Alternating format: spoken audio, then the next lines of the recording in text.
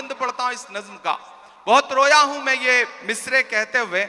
एक तस्वीर मेरी आंखों के सामने आई थी कि एक शख्स है और उसके बच्चे के ऊपर बम गिरा है और उसके हथेली पे उसके बच्चे की पूरी लाश है, बमुश्किल कुछ महीने का बच्चा है।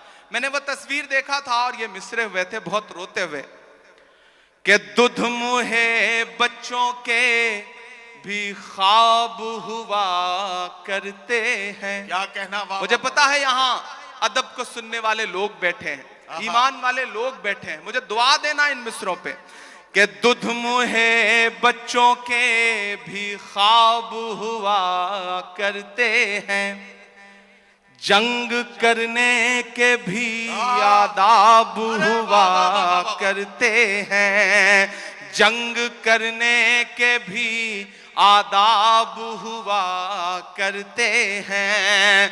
हम नहीं कहते हमें कोई पैगंबर दे दे, जो फकत तेरे ही आगे झुके वो सर दे दे।